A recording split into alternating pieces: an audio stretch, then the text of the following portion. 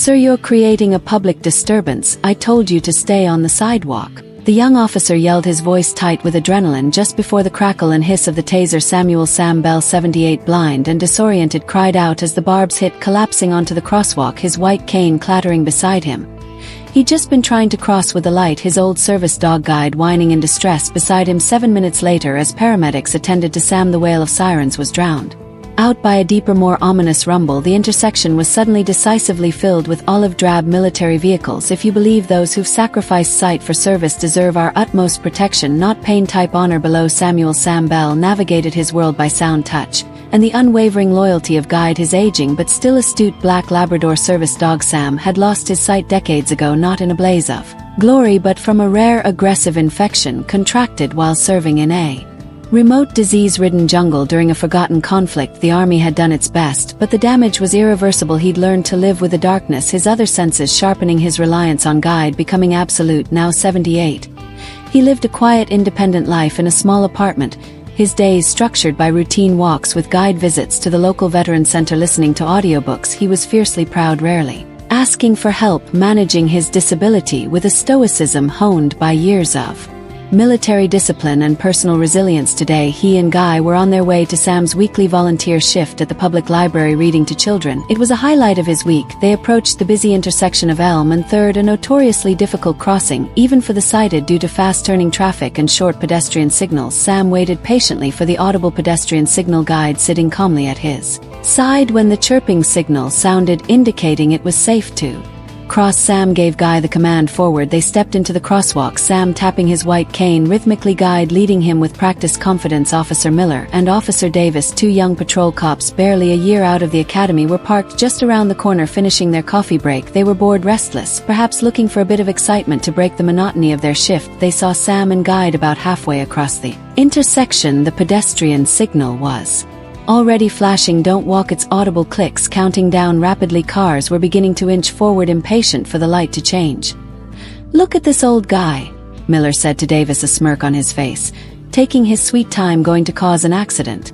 Probably drunk or on something." Davis added, equally quick to judge. Neither officer considered the white cane, the service dog vest, or the audible pedestrian signal that had clearly been active moments before. They saw an old man moving slowly, an impediment to traffic, a potential problem. Miller hit the siren briefly, a short sharp yelp, then used his cruiser's PA system. "Hey, you in the crosswalk, get a move on." Lights changing. Sam, disoriented by the sudden blaring sound from an unexpected direction, faltered. He couldn't pinpoint where the voice was coming from. Guide, startled, stopped, looking around nervously. "I said move it," Miller boomed again over the PA. "Are you deaf and blind?" Cars were now honking. Sam, confused and increasingly anxious, tried to urge Guide forward, but the dog was now hesitant, sensing danger. Sam tapped his cane more rapidly, trying to reorient himself, his heart beginning to pound. He was directly in the path of oncoming traffic as the main traffic light turned green. "He's not complying," Davis said to Miller, reaching for his radio to call it in as a pedestrian obstructing traffic. "Looks like he's resisting." Miller, fueled by adrenaline and a misplaced sense of authority, made a split-second disastrous decision.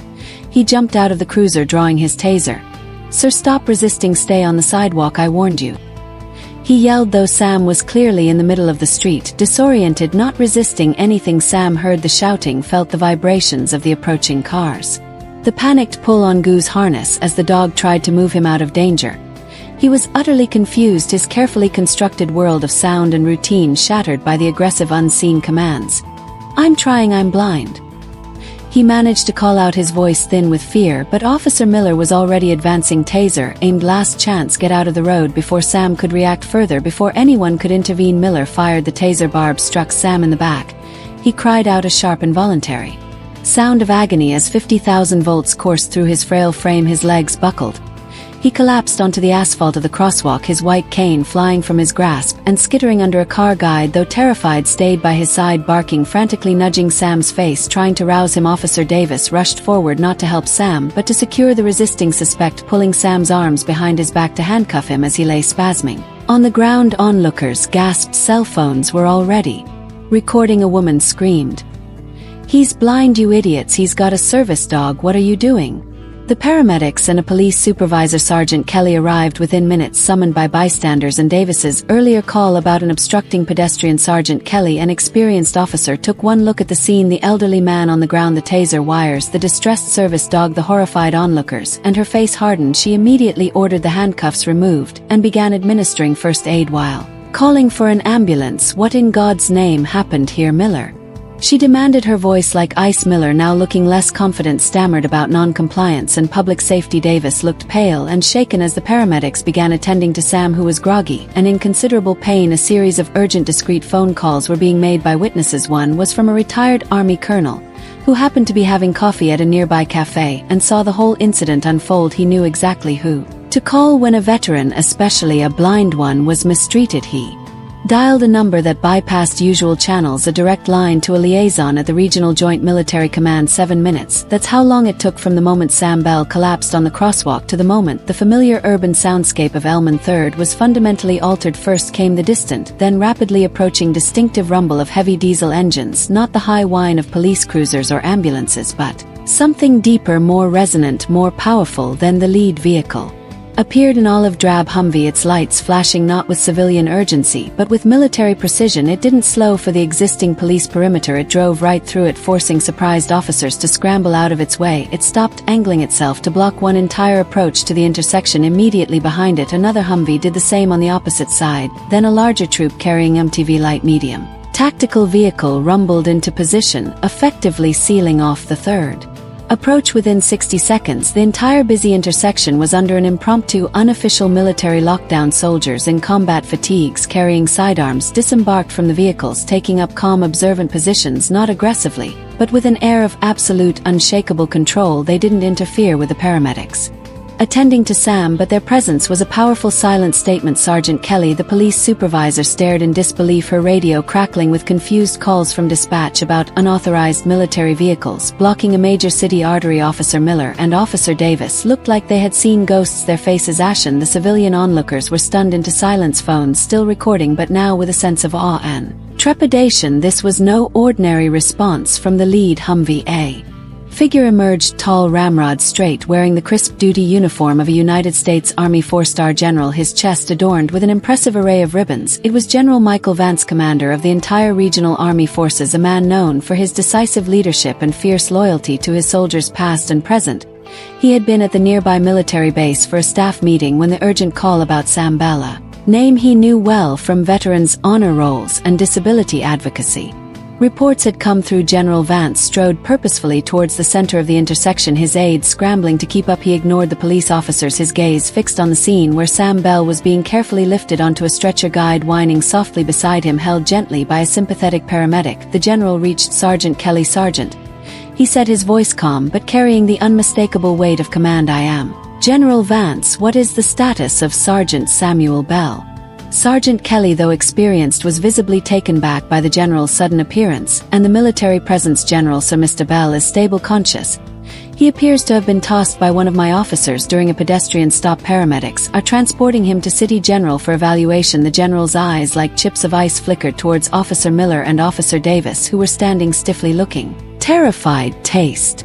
General Vance repeated the word, flat, devoid of inflection, yet heavy with unspoken condemnation. "For what offense, Sergeant, did your officers deem it necessary to use a taser on an unarmed 78-year-old blind man attempting to cross the street with his service dog?" Sergeant Kelly, to her credit, didn't try to prevaricate, "Sir. The initial report was pedestrian obstructing traffic resisting instruction. However, based on witness statements and the obvious presence of Mr. Bell's white cane and service animal, it appears a catastrophic error in judgment may have occurred." "An error in judgment?" General Vance echoed, his voice still dangerously quiet. He then looked directly at Miller and Davis. "Officers, did either of you identify yourselves clearly before engaging Mr. Bell? Did you ascertain his disability? Did you offer assistance as per both police protocol and common human decency when you saw an elderly blind individual apparently disoriented in a busy intersection?" Miller stammered, "Sir, he wasn't responding to commands. He seemed agitated." The general cut him off, "Perhaps because he was blind, confused by your blaring PA system, and in danger of being run over moments before one of you shot him with 50,000 volts.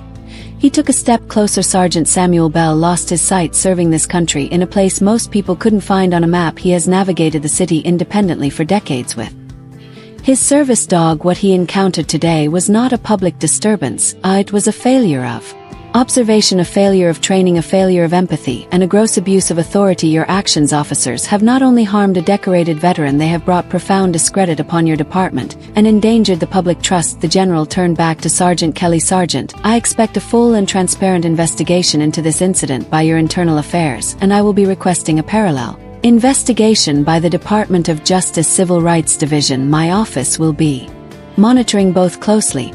He then gestured to one of his aides, who stepped forward with a satellite phone. I am also formally requesting that the mayor and the chief of police meet me at City General Hospital within the hour to discuss this department's training protocols regarding interaction with disabled individuals, particularly disabled veterans, and the appropriate use of force. Sergeant Kelly nodded, her face grim. Understood, General, we will cooperate fully. The general then walked over to the ambulance just as they were about to close the doors with Sam inside. He leaned in. Sam, Sergeant Bell, it's General Mike Vance. Can you hear me? Sam, though pale and clearly in pain, managed a weak nod. General Vance, what, don't you worry about a thing, Sam, the general said, his voice softening considerably. You're in good hands now. We'll take care of everything. You just focus on getting checked out. Guide will be looked after right beside you. He gently patted Goo's head. And those officers, he added, his voice hardening again just enough for the nearby cops to hear, will be held accountable. He stepped back, and the ambulance pulled away, its siren now a mournful sound. General Vance watched it go, then turned to face the still blocked intersection, the stunned police officers, and the silent watching crowd. His message, delivered without shouting, had been clear. An injustice against one veteran was an injustice the full weight of military concern might address, especially when that veteran was one of their own. Sightless but not unseen, the city was about to learn a very hard lesson about looking out for its heroes. The fallout was swift and severe. The mayor and chief of police did indeed meet General Vance at the hospital, emerging hours later looking visibly shaken and promising immediate comprehensive reforms. Officers Miller and Davis were suspended without pay pending the outcome of multiple investigations. Footage of the incident, captured by numerous cell phones, flooded social media, sparking outrage and condemnation. The police department, facing immense public pressure and the unblinking scrutiny of General Vance's office, fast-tracked a new training program focusing on de-escalation techniques and interaction with individuals with disabilities, with a specific module on identifying and assisting veterans. Sam Bell recovered from the physical effects of the tossing, though the emotional trauma lingered. General Vance personally ensured he received the best possible follow-up care, and that guide was also checked by a veterinarian and comforted. The veterans community rallied around Sam, providing support and solidarity. The story served as a stark, painful reminder of the vulnerabilities faced by disabled veterans and the critical need for better training and accountability within law enforcement. The image of military Humvees blockading a city street to address an injustice against a blind veteran became an iconic symbol of advocacy and the enduring bond among those who served. General Vance, in a later quiet conversation with Sam, simply said, "No one gets left behind, Sam, not on my watch, not ever. You spent your life navigating darkness for us. The least we can do is make sure your path is safe now." And for a while, at least in that city, the path for vulnerable citizens became a little clearer, a little safer, all because one blind veteran's mistreatment brought the quiet thunder of military concern to a standstill at Elm and 3rd, because when you harm one who has already sacrificed so much, you may find yourself facing an army of support you never anticipated. Subscribe to this channel if you believe our most vulnerable veterans deserve our fiercest protection and that accountability is paramount. Thank you for watching, and see you in the next video.